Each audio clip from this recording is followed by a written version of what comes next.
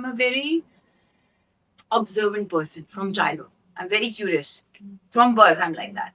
Respecting myself, then why am I feeling this emotion? What's happening to me? So all those questions, and since I did not have an answer, nobody wrote about it, nobody spoke about it at that time. One of my friend was a psychologist. He had a degree of psychology, and he at the time saw my symptoms, and he said, I think you have depression and bipolar maybe. That's the first time I'd heard those words. So what does that even mean? And he explained me, we have some brain chemicals. He gave me some whatever typical explanation that people have about clinical terms. So I said, okay, I don't understand. I don't think it's going to heal or whatever. I didn't believe in his thing, but he said, just for me, just once you go to a doctor. I said, "Iske doctor bhi hote hain?" He's like, yeah. So I said, okay, fine, I'll just go to a doctor. I went to a doctor. He gave me like some thappi of pages to write. And I had no inclination or no desire to write any of that. But he said, you have to write it. Otherwise, I cannot diagnose you. I sat there for 2 hours with patience. I wrote everything. Some things I didn't even know. He's like, don't worry. And then after everything came, he said, yeah, she's severe bipolar and highly depressed. And so he said, don't worry, it's gonna heal. You're gonna be fine. So the first time when he said that, I could not believe, because I was like, he just wants money. He wants to take money and that's it. But he just want a client, because I did not think that this could heal, because I was like that for years. Every day I used to wake up with that, sleep like that. And I tried to feel like my life, my body was a burden. It was so numb. It was so directionless. I didn't feel like I had any direction. I didn't feel like I had any desire to do anything. I decided that I was done. I was done playing that role. So to me, ending that role was ending my life. Even though I was an actor, I still didn't learn that you can end a role anytime and start a new role anytime. You don't really have to die. But in your personal life, when you get stuck in that negative thought pattern, that's what you see as an exit. And so I had a chat with the God. I said, listen, I am done with this life. Now I'm going. You better bring me back as a different person, okay? Not like this. I don't like this personality, I said. So when I came back, I got saved. I asked, why in this life? I thought this is going to be next life. I didn't ask you to bring me back in this life. So it took me a little time to understand why he brought me back into this life, because I still had so much to do, so much to experience and so much to see. And probably because of my inquisitive, curious mindset, I was able to question everything that was happening to me and then find answers and then help people. So that's why when I decided to share with people, it was a very loud noise in my head. You have to help. You have to help. You have to help, because what if there are more people like this? What if nobody knows? What if this is what they think and this is the answer this is the road they're choosing? Of course. But when I saw hope, it took me a long time. But I saw hope. And I was like, oh my God, this is possible. That doctor wasn't lying. He said it'll take time, but you'll heal. So I am feeling healed. I am smiling. I am laughing now. I am enjoying life again. And maybe after some more years of practice, I might be able to reach where I was before. And so when I saw that hope, I wanted to give it so badly to people. It almost became like a hunger. Like I would sleep and I would think about, how can I help people?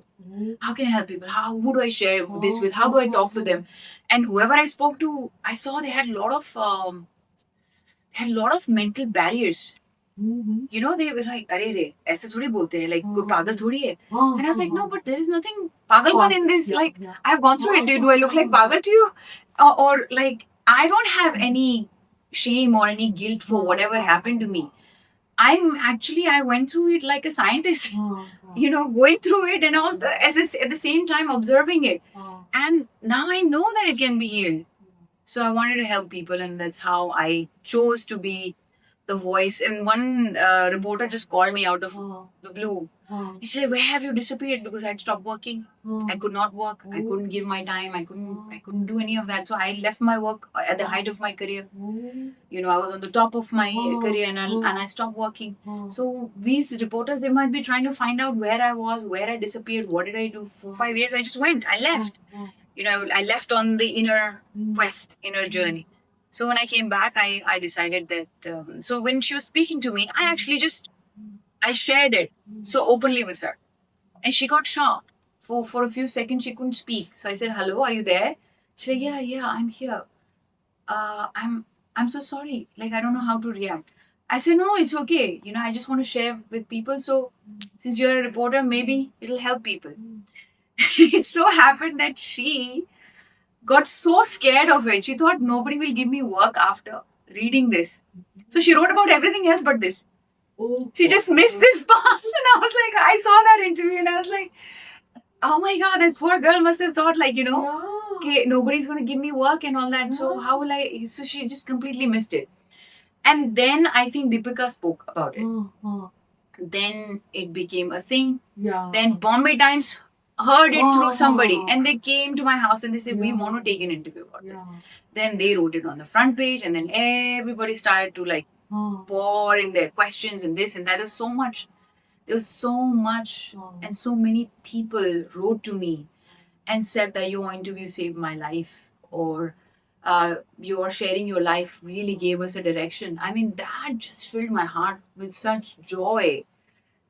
Then I realized why there was such a hunger, why God wanted me to be the vessel to spread this awareness.